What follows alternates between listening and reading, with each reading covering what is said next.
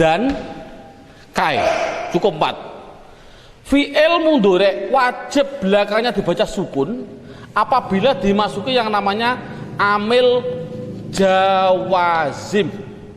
Cukup 4 saja. Lam, lama, alam, alama. Cukup 4 saja. Ini alam.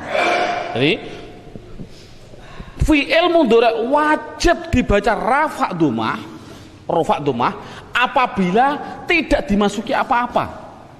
Ini contohnya, saya contohkan ini.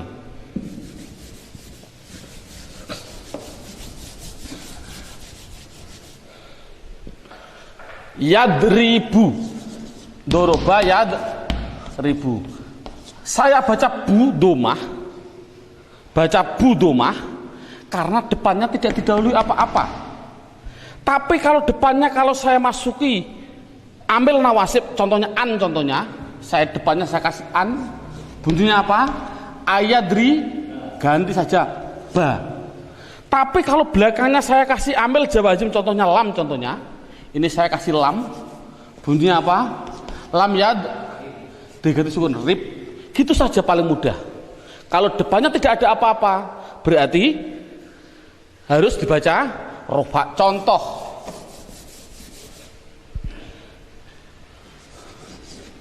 ja'ala fi'il madhi, mudhari'nya adalah yaj'alu. Mengapa saya baca lu? Karena depannya tidak apa-apa, tidak didahului apa-apa. Coba kalau belakangnya saya kasih lam, lama, alam, contohnya saya kasih alam, bunyinya apa? Alam yaj'al. Mudah kan? Dari Al-Quran, alam yaj'al kaidahum fi, disukun karena ada alam. Coba lagi, syaroha, fi'il mudhari'nya adalah yasrohu. Ini kasih ke ya, kalau kasih tak bunyinya tasrohu, kalau kasih nun bunyinya nasrohu. Mengapa saya baca hu? Karena depannya tidak didahului apa-apa. Coba kalau kasih an, bunyinya apa? An-nash roha, diganti kha. Coba kalau depannya saya kasih lam, lama, alam, bunyinya apa? Alam nash roh, kasih sukun karena ada namanya. Itulah, jadi sudah cukup, alhamdulillah. Ini tinggal 1 nanti. Berarti itulah gambarannya yang namanya pendalaman di dalam hal mabni dan mu'rab. Sekarang lanjut, yaitu poin yang ke-9. Ini poin yang terakhir untuk pendeteksian kalimah. Poin yang ke-9, judulnya adalah kebutuhan fi'il. Kebutuhan fi'il, yaitu buka dalam bukunya, buka halaman 12. Bukunya halaman 12, kebutuhan fi'il ada 2 perkara. Saya tulis fi'il. Fi'il butuh 2 perkara. Fi'il. Itu ada gambarnya. Pertama, butuh yang namanya pelaku. Atau bahasa Inggrisnya subjek. Bahasa Arabnya adalah fa'il. Bahasa Indonesianya lagi ada namanya pekerja. Terserah. Jadi fi'il itu kan, fi'il itu apa? Fi'il tadi kata kerja. Fi'il kata kerja. Jadi kata kerja, baik fi'il madhi kata kerja, mudhari kata kerja, amar kata kerja. Yang namanya kata kerja butuh 2 hal. 1, butuh yang namanya pelaku atau pekerja subjek, bahasa Arabnya fa'il. 2, butuh yang namanya waktu. Waktu bahasa Arabnya adalah zaman. Ini jadi contoh. Kalau benda tidak mungkin, saya bilang duduk, siapa yang duduk, kapan duduknya, itu namanya butuh 2 hal. Makan, pekerjaan, siapa yang makan, kapan makannya. Pergi, siapa yang pergi, dan kapan perginya, itu pasti. Nah, sekarang lihat dalam bukunya tadi, zaman itu saya bagi 3. Ada 3. Ada namanya madhi, bahasa Arab. Jangan fi'il madhi. Madhi itu bahasa Arab artinya sudah. Yang kedua namanya zaman mustaqbal. Zaman mustaqbal. Mustaqbal bahasa Arab artinya akan. Yang terakhir ada zaman namanya hal. Hal bahasa Arab artinya sedang. Makanya saya mohon maaf belum pengalaman dalam bahasa Inggris. Saya juga bingung. Ada bahasa Inggris yang namanya waktu sedang akan berlalu. Waktu sedang akan berlalu. Contohnya sekolah. Karena sekolahnya masih terus menerus. Ya prai barang mesti ini. Itu saya juga bingung sebenarnya menurut bahasa kita sama dengan bahasa Arab. Berarti sudah, berarti was, akan dan sedang itu pasti hanya 3. Besok ya berarti akan. Lusa berarti sudah, lusa. Dan seterusnya pasti hanya 3. Nah, tadi saya bilang fi'il kata kerja itu kan ada 3. Ada namanya fi'il madhi, ada namanya fi'il mudhari', ada namanya fi'il amar. Amar sekali lagi amar itu kan perintah. Berarti duduk jalasa yajlisu ijlis. Duduk ijlis bunyinya duduklah. Nah, ini mesti ada waktunya. Nah, di situ sudah saya tulis ada gambar. Kalau fi'il madhi waktunya adalah madhi. Saya tulis dengan Indonesia saja. Sudah. Jadi setiap fi'il madhi harus waktunya sudah. Kalau fi'il mudhari' waktunya ada 2.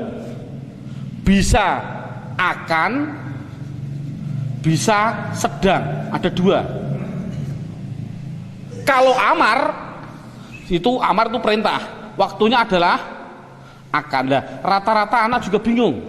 Contoh ada anak saya suruh merintah, coba perintah saya untuk menulis. Tulislah Pak. Saya bilang tulis Pak. Tek. Belum ada 1 detik saya sudah menulis. Waktunya kapan? Mesti bilangnya sedang, rata-rata. Ini apapun yang terjadi, contoh minumlah, baru saya minum. Ini waktunya kapan? Waktunya adalah sedang. Salah. Apapun yang namanya fi'il amar itu pasti akan. Wong nulis terus apapun tetap dahulu perintahnya. Sebelum minum mesti diperintah minum dulu.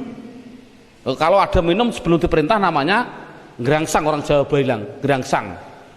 Ini kan sekarang pertanyaannya, mengapa nama fi'il kok ada 3? Madhi, mudhari', amar. Mengapa kok dibeda-bedakan? Padahal madhi itu mudhari', amar dari 1 tulisan yang sama. Contoh, menolong nasoro. Menolong nasoro. Mudhari'nya apa? Yansuru. Amarnya apa? Unsur. Ini bayangkan. Nasoro nun sotrok, yansuru nun sotrok, unsur nun sotrok. Mengapa sama-sama 1 kata dasar kok ada madhi, mudhari', amar kok dibedakan? Jawab adalah untuk membedakan waktunya. Jadi adanya nama madhi, mudhari', amar nama itu karena untuk membedakan waktunya. Contoh, ada tulisan Arab Zaidun nasoro, artinya apa? Zaid menolong. Jangan hanya menolong, ditambahi sudah menolong, karena fi'il madhi. Jangan Zaidun nasoro, Zaid sedang, salah. Yang namanya fi'il madhi pasti sudah. Jadi Zaidun nasoro, Zaid sudah menolong. Mudhari'nya apa? Yansuru. Zaidun yansuru. Apa artinya? Zaid menolong, salah juga. Harus dikasih waktu. Waktunya apa? Zaid akan menolong, katanya sedang. Oh, Zaid sedang menolong Pak, katanya akan. Akan dan sedang itu dalam bahasa Arab harus dibedakan. Tidak boleh sedang akan berlalu, tidak boleh. Itu bagaimana saya memilih? Nah, yang penting Zaidun yang suruh, jangan dikatakan sudah. Paling tidak dipilih antara akan dan sedang. Sudah saya tulis dalam bukunya, harus dijawab akan apabila dikasih tanda-tanda fi'il. Contohnya saufa atau sin tadi. Contoh dalam Arab, yakulu, fi'il mudhari' yakulu. Ada depannya dalam Al-Quran Sayaqulus sufaha'u. Sayaku gara-gara ada sin di depannya, tanda-tanda fiil harus dikatakan akan. Berarti sayaqulu akan berkata siapa orang-orang yang bodoh-bodoh. Kalau tidak ada, contohnya Zaidun yang suruh, apa artinya? Zaid sedang, karena tidak didahului tanda-tanda. Itu berarti intinya alhamdulillah kita sudah bisa menerangkan, mengetahui yang namanya pekerjaan pasti butuh dua hal, pelaku dan waktu. Juga butuh waktu tadi sudah dibedakan. Yang terakhir yaitu pelaku, yang namanya pelaku tadi, ini saya hapus. Dalam hal masalah pelaku, itu dibedakan. Di dalam hal masalah pelaku, ini pelaku, fi'il madhi harus dibedakan dengan fi'il mudhari', harus dengan fi'il amar. Dibedakan di dalam apanya? Di dalam pelakunya antara laki-laki dan perempuan. Berarti contohnya laki-laki dan perempuan harus dibedakan. Mudhari' harus dibedakan laki-laki dan perempuan. Amar harus dibedakan laki-laki dan perempuan, itu pasti. Jadi pelaku harus dibedakan antara laki-laki dan perempuan. Di buku tidak ada, adanya dalam silabus. Dalam silabus saya terangkan di situ, fi'il madhi mudzakkar tidak ditambahi apa-apa. Contoh, Zaid menolong, Zaidun nasoro, sama sekali tidak ada tambahannya. Coba kalau pelakunya perempuan, Hindun perempuan, Hindun menolong, harus dibedakan dengan laki-laki. Hindun nasorot ditambahi tak mu'anas, inilah tambahannya. Berarti inilah tambahannya, Zaidun nasorot. Coba saya contohkan lagi, Zaid memukul, Zaid duroba. Hindun memukul, Hindun durobat, harus ada tambahannya. Coba yang ini, yang fi'il amar dulu. Fi'il amar juga dibedakan antara laki-laki dan perempuan. Contoh saya bilang, ya Zaid, perintah harus ada orangnya. Ya Zaid, he Zaid, tolonglah. Ya Zaid, tolonglah berarti nasoro unsur. Ya Zaid, unsur. Coba ini. Coba kalau Hindun, ya Hindun, he Hindun, apa bahasa Arabnya? Tolonglah ya Hindun, tolonglah ya Hindun. Unsu dikasih iya namanya. Inilah iya mu'anas mukhatabah. Ya mu'anas mukhatabah sebelumnya dibaca kasroh. Prinsip. Jadi ya Zaid tolonglah, ya Zaid unsur. Hei Hindun tolonglah, hei Hindun unsuri. Coba menolong, memukul. Ya Zaid pukullah, ya Zaid idrib. Hei Hindun pukullah, idribi, harus begitu. Berarti ada perbedaan antara laki-laki dan perempuan. Sama dengan fi'il mudhari'. Fi'il mudhari' juga dibedakan antara laki-laki dan perempuan. Dari mana saya membedakannya? Membedakan laki-laki dan perempuan yaitu dari namanya huruf mudhari'ah, namanya anita.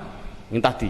Jadi gunanya anita itu adalah bukan hanya tambahan biasa, tapi gunanya anita adalah untuk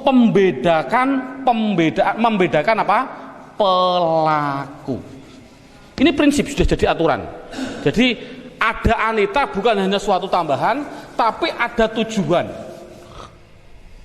Coba lihat dalam bukunya halaman 13. Fi'il mudhari' apabila didahului hamzah, pelakunya pasti diri sendiri. Bahasa Indonesianya saya, bahasa Arabnya ana. Kalau fi'il mudhari'nya harus dikasih nun, pasti pelakunya adalah diri sendiri dan orang lain. Dalam bahasa Arabnya ini saya hapus. Dalam bahasa Arab, bahasa Indonesia namanya kita. Bahasa Arabnya adalah nahnu. Contoh, saya menolong, ana menolong, nasoro yansuru, ana yansuru. Betul atau salah? Salah. Mengapa kok salah? Karena yang menolong adalah saya, otomatis harus dikasih hamzah. Jangan yansuru tapi bilangnya apa? Ana ansuru. Coba kalau kita yang orang lain, diri kita dan orang lain, kita bahasa Arabnya nahnu. Hei teman-teman, saya bilang, hei teman-teman, apakah kita akan pergi? Apakah kita akan pergi? Hal nahnu pergi ke Semarang, hal nahnu pergi ke Demak, karena saya asli Demak ini, biar kelihatan Demaknya, kota wali ini. Nahnu yadhabu, apakah kita akan pergi ke Demak? Hal nahnu yadhabu ila Demawi, Demak. Yang penting yadhabu. Betul atau salah? Salah. Karena yang melakukan pekerjaan kita, yang melakukan pergi adalah kita, otomatis harus menggunakan nun, bukan dhaba yadhabu, tapi nahnu nadhabu. Dan seterusnya. Untuk ya adalah pelakunya, ya tadi tidak usah saya perlebar, ya adalah laki-laki 1, 2 orang 3 ke atas, tapi laki-laki yang goib dalam bahasa Arabnya huwa, huma, hum, hanya 3 ini. Jadi kalau pelakunya huwa pasti ya. Contohnya ya Zaid, Zaid pergi, Zaid pergi, Zaidun yadhabu. Ini kan Zaid kan sama dengan huwa, Zaidun yadhabu sama, atau kalau kata gantinya huwa sama huwa yadhabu, dan seterusnya. Untuk tak itu untuk laki-laki, berarti laki-laki 1, 2, 3, anta, antuma, antum, dan semua perempuan. Itu saja. Sekali lagi, dan semua perempuan. Lupa untuk mu'anas yang goib saat mu'anas yang goibah jamak Pak, yadhibna, itu nantilah, tidak usah diterangkan. Daripada bingung perkara menerangkan, yang penting ini minimal bisa. Jadi kalau sudah sampai ini, saya melihat kondisi Demak itu kemarin ujian, kalau sudah bisa sampai ini, insya Allah minimal nilainya 7. Padahalnya sampai ini. Ini yang paling inti dalam metode tulisan Arab. Lagi, inilah alhamdulillah sudah selesai untuk keterangan bentuk pendeteksian kalimah isim fi'il huruf. Bismillahirrahmanirrahim. Kita lanjutkan. Yang paling inti dari metode saya ini adalah yang setelah ini, dengan judul namanya 2 kacamata. Ini gambarnya kacamata. Kacamata itu harus disambung. Nah, ini saya bilang kacamata, ini saya tulis kacamata sebelah kanan, ini kacamata sebelah kiri, kanan dan kiri. Ini yang paling inti metode ini. Orang baca kitab mulai menit ini, detik ini, kita menerangkan baca kitab mulai inilah. Makanya saya sudah bilang praktek baca kitab. Ini yang pertama. Kacamata pertama itu nanti dengan julukan berupa apa? Nanti pertanyaannya berupa apa? Kalau kacamata sebelah kiri jadi apa?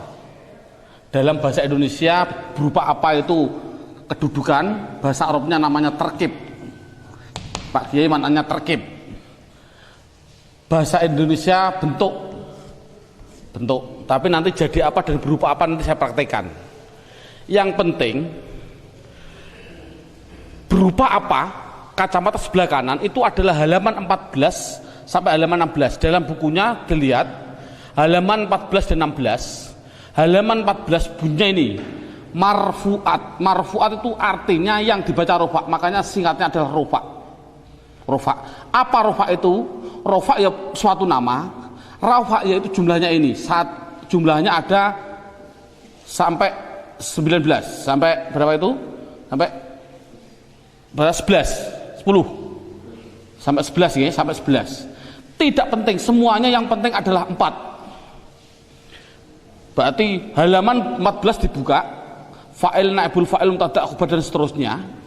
Ini sampai 11 yang penting 4 ini paham dulu anak. Halaman 15-nya judulnya mansubat. Mansubat itu artinya yang dibaca nasab, singkatannya nasab. Itu jumlahnya ada sampai 19. Itu tidak penting semua, yang penting satu saja, namanya maf'ul bih. Dalam bahasa Indonesia namanya objek. Kalau fa'il ini adalah subjek, pelaku atau subjek. Enaknya subjek aja lah. Subjek. Cukup saya ambil satu. Yang terakhir majrurat artinya dibaca jer. Cukup ambil dua, yaitu dimasuki huruf jer sama idufah. Idufah itu adalah kata majmu'. Nanti kita satu persatunya dulu. Dan kacamata sebelah kiri halaman 9 dengan bahasa mufrad, rofaknya domah, nasabnya fathah, jernya kasar dan seterusnya. Saya ambil contoh sampel 1. Halaman 17 sampai 19 itu pendalamannya. Pendalaman dari 14-16 pendalamannya yaitu halaman 17 dan 19. Contoh. Saya tak ambil satu saja, mubtada. Mubtada ini kalau orang Jawa bilang Pak Kiai maknanya utawi. Pak Kiai maknanya utawi. Kalau nanti dalam singkatan orang memaknai disingkat mim. Saya ambil mimnya. Khobar artinya iku. Kalau orang Jawa bilang iku, singkatannya kho. Tapi kalau orang Sunda ndak. Mubtada itu ari. Khobar iku artinya eta. Berarti contoh Pak Kiai maknani biasanya Zaid orang yang menolong, Zaidun nasirun. Bahasanya orang Pak Kiai bilang, saya ambilnya mim, Zaidun utawi Zaid. Mim itu namanya apa? Mubtada. Ini namanya mubtada. Iku orang yang menolong, bahasa Jawa. Kalau orang Sunda ndak. Zaidun nasirun. Zaidun ari Zaid. Nasirun eta orang yang memukul. Itu hanya bahasa. Kita ambil yang gambar saja, pokoknya mubtada itu bermula. Bermula. Lihat halaman 17. Lihat halaman 17 sudah. Halaman 17. Apa yang namanya mubtada? Mubtada adalah isim yang bertempat pada permulaan kata. Contoh, Bismillahirrahmanirrahim titik. Ini kan sudah lain kalimat, lain kalimat. Alhamdulillahirabbil alamin, ini seterusnya. Contoh alhamdu. Isim fi'il atau huruf? Isim.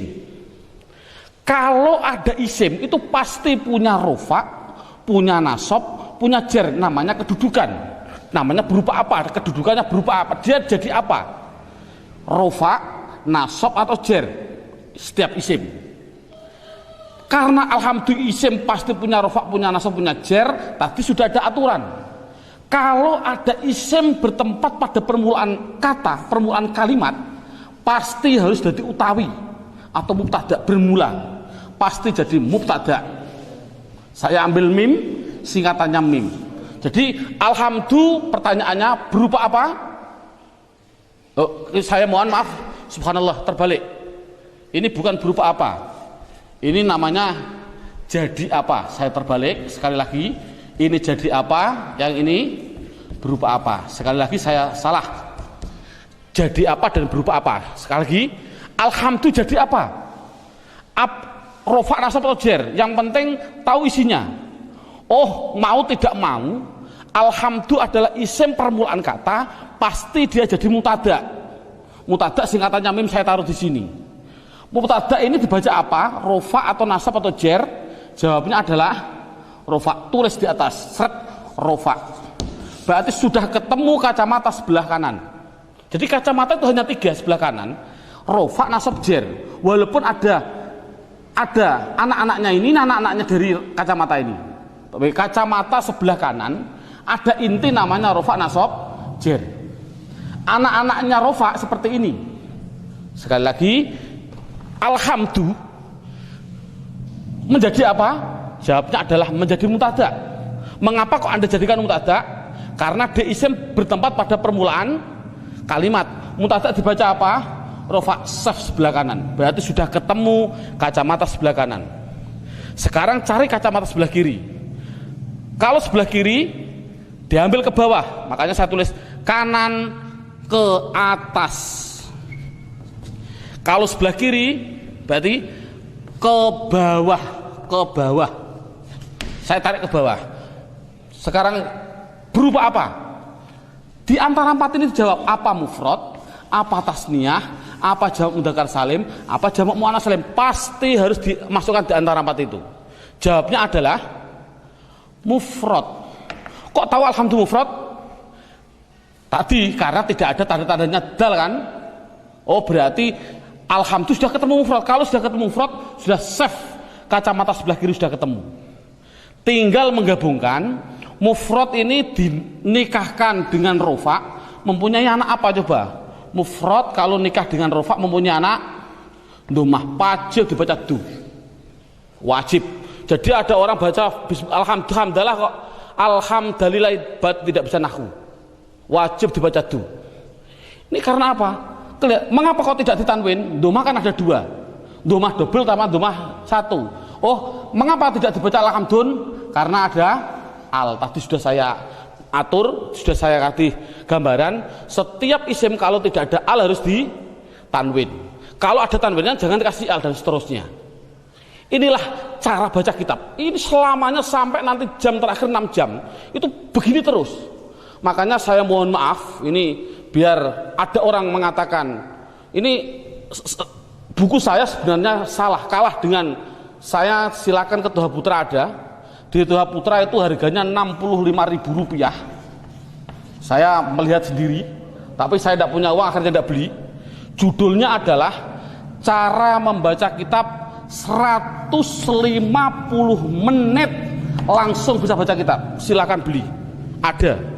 Ini 150 menit berapa jam? 2,5 jam. Bayangkan, saya 6 jam saja diajak orang. Ini contoh. Biarlah, tidak masalah, belum tahu.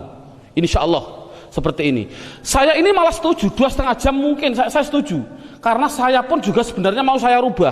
Bukan 6 jam, 3 jam. Masih kuat ini. Karena apa? Praktek, saya sudah praktek. Judulnya saja saya mohon maaf. Bukunya tadi gimana?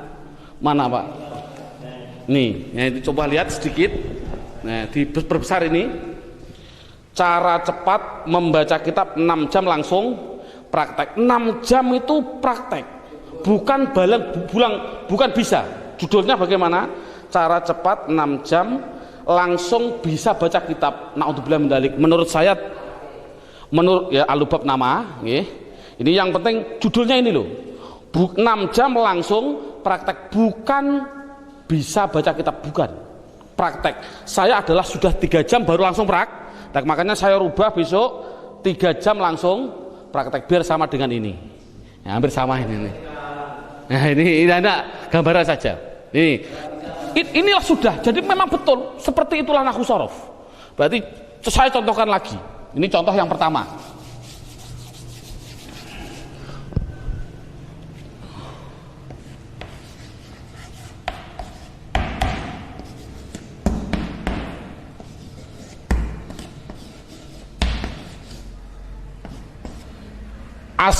Namanya nahwu itu belakangnya. As-sholatu mengapa dibaca tu? As-sholatu khairun mengapa dibaca run? Minan naum tidak mungkin dibaca naum, mustahil. Karena isim itu kalau tidak rofa domah, nasab fathah, jar kasrah, pilih mana nanti. Yang penting tidak akan mungkin minan naum. Sekarang mengapa dibaca tu? Ya, ini pertanyaannya lagi sama seperti tadi. As-sholatu isim fi'il atau huruf? Isim. Sudah jadi aturan kalau ada isim bertempat pada permulaan kata itu harus jadi mubtada, bermula. Ari orang Sunda bilang mubtada. Mubtada dibaca apa? Rofa. Sudah saf sebelah kanan, rofa sudah ketemu. Sekarang cari berupa ke bawah. Berupa apa? Tak itu kan tambahan, saya bilang tak itu tambahan. Tak gini itu pasti tambahan, tidak asli. Berarti akhirnya berupa apa? Mufrad. Karena tasniyah itu ani aini. Jamak mudzakkar salim una ina. Jamak muannats salim atun atin. Berarti ini isim mufrad kalau dinikahkan dengan rofa alamatnya apa? Domah. Makanya saya kasih domah. Mengapa tidak baca ton? Karena ada al. Sudah. Sekarang lihat halaman 17. Apa yang dinamakan khobar? Khobar adalah isim yang dibaca rofa, Isim itu apa? Pokoknya kalimah yang dibaca rofa, yang dia jatuh setelah mutada. Jadi intinya kalau ada mutada pasti butuh khobar. Cara orang Jawa bilang anggur ono utawi ono iku, semua tok prinsip. Anggur ono ari ada eta. Jadi nek iki dadi utawi otomatis burine dadi itu. Jadi khobar singkatannya itu adalah kho. Khobar dibaca apa? Tarik ke atas, khobar dibaca rofa. Sekarang sudah ketemu saf rofa, sudah ketemu saf rofa. Sekarang cari ke bawah. Berupa apa? Akhirnya kan ro berarti mufrad. Mufrad keadaan rofa alamatnya apa? Mufrad tarik ke rofa alamatnya domah. Domahnya saya double karena tidak ada al. Khairun. Sekarang min. Min adalah huruf jar. Naum adalah isim karena ada al. Lihat. Majrurat artinya jar. Satu apa? Dimasuki huruf jar. Ini ada isim dimasuki huruf jar. Otomatis dibaca jar. Sudah, kalau sudah jar, sudah kacamata sebelah kanan sudah ketemu. Sekarang kacamata sebelah kiri. Naum berupa apa? Akhirnya mim tidak ada tambahannya, berarti isim mufrad. Isim mufrad sudah ketemu, naikkan, dinikahkan. Isim mufrad dengan jar anaknya apa? Mufrad, rofa domah, nasab fathah, jar, kasrah, otomatis dibaca mi. Kok tidak min? Karena ada al. Selamanya begini terus orang baca kitab. Mulai menit ini sampai mengakhiri 6 jam. Subhanallah, bayangkan. 3 jam saja sudah mendeteksi, baru 1 menit sudah bisa baca kitab, walaupun hanya praktek sedikit. Alhamdulillah. Ini, jadi tolong dari Pak Guru mengambilnya mutada dulu, yang paling mudah. Sekarang setelah itu lihat naik ke atas. Saya menerangkan, berarti ini mutada sudah saya terangkan, khobar sudah saya terangkan, dimasuki huruf jar sudah saya terangkan. Sekarang saya naik ke judulnya kalimah fi'il. Kalimah fi'il, sekali lagi, sebelum saya menerangkan fi'il, saya harus menerangkan dulu. Lihat dalam bukunya halaman 12. Dalam bukunya lihat halaman 12.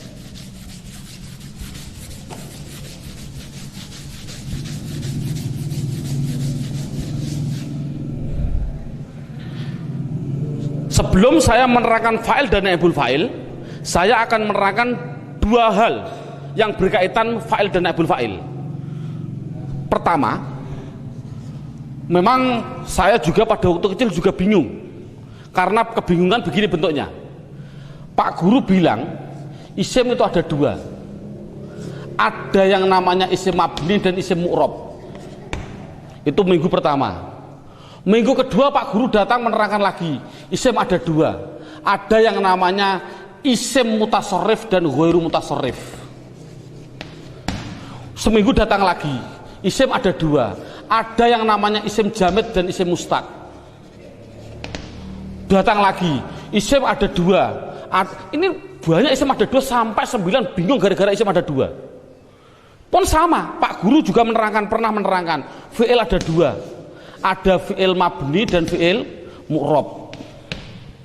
Seminggu datang lagi, fi'il ada 2, ada namanya fi'il lazim dan fi'il muta'addi. Seminggu datang lagi, itu belum tahu tujuannya, belum tahu.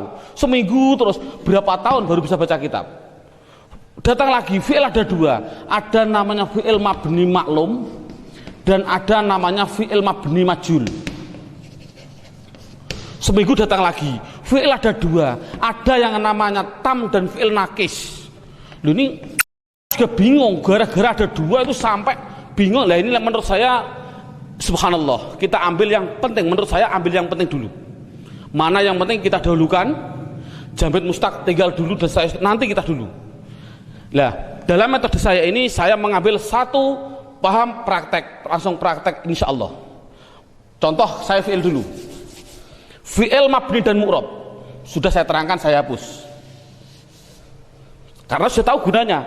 Mu'rob tadi gimana, mabni gimana tadi gunanya. Sekarang yang kedua, fi'il ada dua, ada namanya fi'il lazim dan ada namanya fi'il muta'addi. Nama hanya suatu nama, jangan berpikir artinya apa, tidak penting. Yang penting fi'il itu lazim apabila dengan menyebut fa'il, fa'il itu pelaku, menyebut subjek saja, subjek pelaku, subjek pelaku atau subjek, itu sudah paham, berarti itu namanya fi'il lazim. Kalau fi'il muta'addi adalah menyebutkan pelaku atau subjek, bahasa Arabnya apa? Fa'il, belum paham, masih menggunakan yang kedua, namanya maf'ul bih. Maf'ul bih, maf'ul bih ini sini lihat, maf'ul bih objek. Nanti singkatannya saya ambil mimfaknya, mimfak singkatannya objek. Berarti maf'ul bih apa artinya? Objek. Sekarang kita bayangkan, kita ngetes pada anak. Ini tidak begitu penting untuk anak. Kalau saya menerangkan di alfiyahnya malah bingung. Contoh, koma. Koma itu artinya berdiri. Sudah berdiri dari mati kowama. Saya kasih pelakunya, Zaid sebagai pelaku. Siapa? Sopo ini fa'il berarti apa? Pelaku. Koma sudah berdiri, siapa yang berdiri? Zaidun, sopo Zaid. Kira-kira butuh objek enggak dengan singkatan maf'ul bih ing? Ini juga sementara insting saja. Coba kalau bayangkan berdiri sopo Zaid ing, masa berdiri ku ing tak ing atase? Oh, berdiri ku ing atase, Pak. Ya berarti yo nek ing atase itu huruf jar ala. Berarti kan ora butuh ing. Oh, karena sudah cukup. Contohnya lagi, ada anak kecil belum pernah berdiri. Dia berangkang. Kemudian saya bilang pada kakaknya, "Hei, saya kasih tahu, adikmu sekarang masih iso ngadeg kok, sudah bisa berdiri. Kira-kira berdiri pada apa atau bilang alhamdulillah?" Jawabnya pasti alhamdulillah.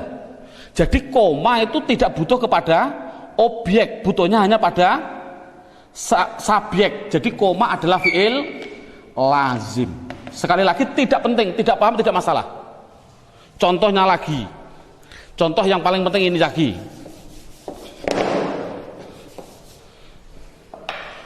Doroba, doroba fi'il. Saya kasih fa'il, pelakunya. Doroba sudah mukul, sopo sing mukul, siapa yang mukul? Zaid. Kira-kira butuh pada enggak? Pada objek enggak? Memukul. Mukul, saya kasih tahu ada apa? Zaid sudah memukul kok. Kira-kira butuh mukul pada siapa enggak? Kalau butuh itu namanya berarti ya kasih butuh, berarti doroba fi'il muta'addi. Sementara secara insting, tidak usah dengan kaidah-kaidah. Jadi butuh pada siapa? Pada bakar, contohnya pada bakar. Nah, yang penting kan harokatnya, sekarang diharokati. Nah inilah, jadi namanya harokatnya. Bagaimana saya menulis ini? Doroba Zaid itu kan isim, nama orang. Bakar isim nama orang. Yang namanya isim pasti punya rofa, punya nasab, punya jer. Isim pasti punya rofa, punya nasab, punya, itu pasti. Sudah kelihatan Zaid sebagai apa? Fa'il atau pelaku. Inilah pelaku. Kalau Zaid sebagai pelaku namanya subjek, dibaca apa? Rofa, tarik ke atas, dibaca rofa. Berarti sudah ketemu saf sebelah kanan. Kalau sudah ketemu sebelah kanan, sekarang cari ke bawah. Zaid berupa apa? Kan Zaid kan dal, tidak ada tambahannya, berarti isim mufrad. Mufrad keadaan rofa alamatnya apa? Domah. Mufrad domah, berarti dun, karena tidak ada alnya. Sudah, doroba Zaidun. Bakar isim itu ron atau rin, pilih mana? Mudah. Ini menjadi maf'ul bih. Maf'ul bih, objek dibaca nasab, tarik ke atas, objek berarti nasab. Sudah saf sebelah kanan, sudah ketemu. Sekarang bakar berupa apa? Bakar kan ro, tidak ada tambahannya, berarti mufrad. Kalau mufrad keadaan nasab alamatnya apa? Mufrad nasab alamatnya fathah, berarti ini dibaca ron. Alif ini sebagai rem saja, yang penting ron. Inilah cara baca kitab. Sekarang anak dites juga, sekarang bukan hanya mufrad. Sekarang coba bahasa Arab kan, sudah memukul sopo siapa Zaid 2, memukul pada siapa? Memukul pada bakar 5, karena Zaidnya orang kuat. 2 memukul bakar, bahasa Arabnya bagaimana? Mudah. Zaid menjadi fa'il dibaca rofa. 2 berarti isim. 2 berarti isim tasniyah. Tasniyah keadaan rofa alamatnya, tasniyah rofa alamatnya alif. Yang dimaksud alif ya alif plus nun. Berarti ani bunyinya apa? Zaidani, harus begini.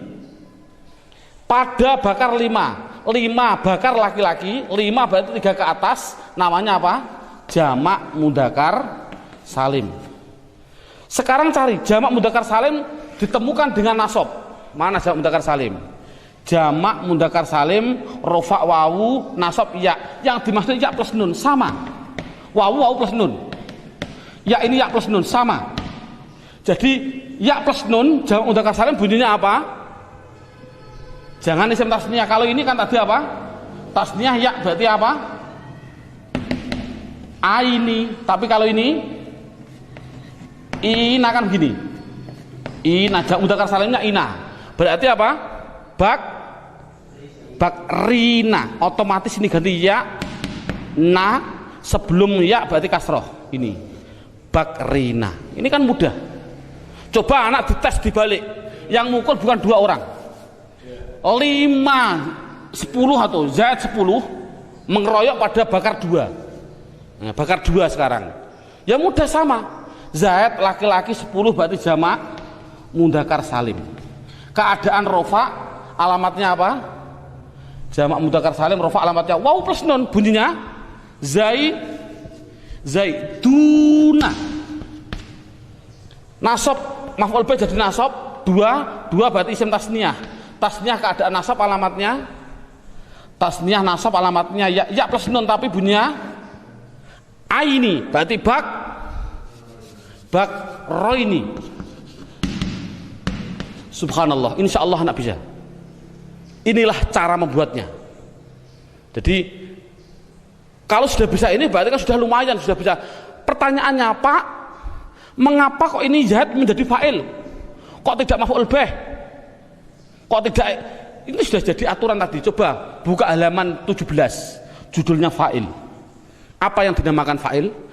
Fa'il adalah isim yang dibaca rafa yang dia jatuh setelah fi'il. Artinya kalau ada fi'il, pasti setelahnya harus jadi pelaku. Ini kan pelaku ini. Ini fa'il artinya apa? Fa'il itu kan pelaku, mesti jadi pelaku. Gitu saja yang penting. Apa namanya maf'ul bih? Maf'ul bih kan objek. Yang namanya objek pasti setelah pekerjaan dulu, pekerjaan kerja. Setelah kerja naik ke pelaku, pelaku naik ke objek. Ini kan sudah jadi aturan. Jadi fa'il adalah isim yang dibaca rafa yang jatuh setelah fi'il. Gitu saja paling inti. Tapi fi'il apa? Nanti belum naibul fa'il. Ini contoh sudah subhanallah sudah bisa, ini sudah lumayan gitu loh. Sudah tinggal praktek selamanya, nanti praktek begitu. Jadi ini selamanya sampai 6 jam nanti. Selesainya 6 jam. Makanya insya Allah ada nanti kesambungan lagi. Yang ini baru 3 jamnya, ini 3 jam setengah, ada kelanjutannya masih ada 2 jam setengah insya Allah.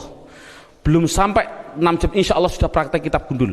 Banyak nanti saya contohkan sedikit nanti, tapi nanti terlalu banyak dah. Saya bilang begini, contohnya saya bilang wasiwaku